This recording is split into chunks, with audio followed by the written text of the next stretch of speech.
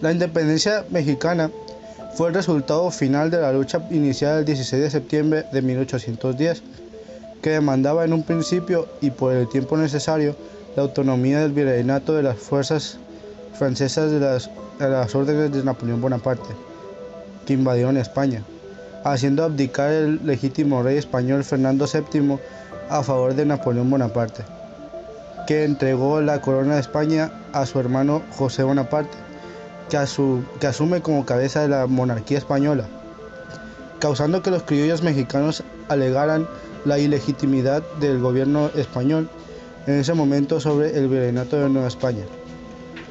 En 1808, cuando Napoleón tomó España, los españoles que vivían en Nueva España perdieron gran poder, por lo cual aprovechaban los patriotas mexicanos para comenzar la guerra de independencia mexicana. La guerra fue convocada oficialmente el 16 de septiembre de 1810, con el grito de Dolores. Cuando Miguel Hidalgo y Costilla junto a sus hombres tocó las campanas de la parroquia de Dolores para llamar a armas a todos los que querían la independencia, el anuncio de la guerra fue en gran parte consecuencia de la conspiración de Querétaro, un movimiento que buscaba reunir armas para enfrentar a las autoridades españolas, pero al ser descubierto por los españoles causó el grito de Dolores. Las primeras batallas de la guerra fueron grandes victorias para los mexicanos, pero tras no poder tomar la Ciudad de México, su empuje fue decreciendo. En 1811, en la batalla del puente de Calderón, los mexicanos fueron vencidos por los españoles y el líder de las tropas mexicanas, Hidalgo, fue fusilado. Tras esta derrota, los mexicanos fueron a conseguir una buena organización. Los sucesores de Hidalgo fueron José María Morelos y Pavón e Ignacio López Rayón. Morelos demostró ser un gran general, ganando numerosas batallas, tanto en el sur como en el centro del país, tomando provincias y haciendo que el movimiento nacional fuera tomando forma. Aún con todas sus victorias, Morelos no pudo escapar de la muerte, siendo capturado y fusilado en 1815. Su muerte fue un duro golpe para el movimiento independentista, pero la lucha continuaba. Abriendo paréntesis en el tema, para 1809, en Valladolid, Michoacán, una conspiración inició con la misma idea de independizar el gobierno virreinal, mientras España estuviera invadida por Francia. El gobierno resultante estaría dirigiendo la vida de España a nombre de Fernando VII, al igual que en 1808 fue descubierta y deshecha mediante la captura de sus líderes, pero ramificó hacia el Bajío, que fue donde finalmente, con la conspiración de Querétaro, inició el movimiento de la independencia de septiembre de 1810. La conjura de Querétaro igualmente buscaba un gobierno autónomo al nombre de Fernando VII. Al ser descubierta, las principales figuras de las reuniones deciden lanzarse a la lucha armada que finalizaría en septiembre de 1821 con la independencia total de México de la corona española. Continuaron con el tema principal. La situación de los mexicanos era muy pobre y solo podían seguir resistiendo con pequeños ataques de guerrillas. La debilidad de los mexicanos se podía observar en la cantidad de personas que pidieron indultos a la corona española, pensando que la guerra estaba perdida. Los españoles dominaban gracias a Félix Calleja, un militar español que aprovechó la situación de mexicanos para intentar terminar la guerra. Fue durante este periodo de mexicanos perdieron las últimas zonas importantes que tenían dominadas y que hizo que la guerra parecía terminar a favor de los españoles. Pero la aparición de los dos militares volvió a equilibrar la balanza. Ellos eran Agustín de Iturbide y Vicente Guerrero. Ambos decidieron unirse cuando en España hubo un alzamiento liberal provocado por Rafael de Riego. Esta situación hizo que los criollos se unieran a la guerra, lo cual aumentaba en gran medida el apoyo de los mexicanos frente a los españoles. Todo esto causó que se firmara el Plan de Iguala, un documento independiente proclamado por Agustín de Iturbide que se basaba en tres principios básicos: igualdad social, mantenimiento de la religión católica y la independencia de México. Tras la firma del Plan de Iguala, todos los rebeldes mexicanos se unieron al ejército de Iturbide, lo cual hizo que la corona española perdiera la guerra. 24 de agosto de 1821 se firmó el Tratado de Córdoba, el cual daba la independencia de México y decía que los criollos y peninsulares tenían los mismos derechos.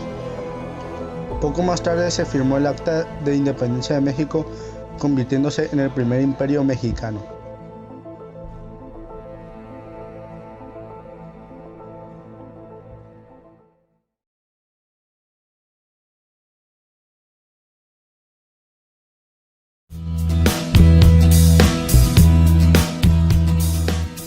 El movimiento por la independencia de México se inició la madrugada del 16 de septiembre de 1810, con un pequeño grupo de indios, mestizos y criollos en su mayoría sin instrucción militar alguna y armados con instrumentos de labranza. 4 meses después los insurgentes eran 100.000 con 95 cañones para terminar con el dominio español que había gobernado el país por medio de un virrey, casi 300 años. Miguel Hidalgo y Costilla nació en Guanajuato el 8 de mayo de 1753. En la madrugada del 16 de septiembre de 1810, lanzó el famoso grito de Dolores arengando al pueblo a tomar las armas y luchar contra los españoles que apoyaban al José Bonaparte como nuevo rey de España. El cura Hidalgo lideró un ejército patriota y organizó un gobierno en Guadalajara. Aquí decretó la abolición de la esclavitud y derogó los tributos indígenas. Pero los realistas recuperaron posiciones y lo derrotaron en la batalla de Puente de Calderón el 17 de enero de 1811. José María Morelos nació en Valladolid, Michoacán, el 30 de septiembre de 1765. En 1810 se incorporó a las filas de Miguel Hidalgo, quien lo nombró jefe de los insurgentes del sur de México, y le encargó tomar Acapulco. Después de la muerte de Hidalgo en 1811, Morelos conquistó la mayor parte del sur y centro del país. En 1812, tomó Oaxaca. También organizó el Congreso de Anáhuac, que aprobó la Constitución Liberal de Apatzingán en 1814. Sin embargo, los criollos le negaron ayuda, y apoyaron la restauración absolutista del rey Fernando VII y la sanguinaria represión del virrey Félix María Calleja. Vicente Guerrero Saldaña nació el 10 de agosto de 1782 en Tixtla, estado de Guerrero. En 1810, Guerrero se unió a las tropas de José María Morelos y luchó contra los españoles.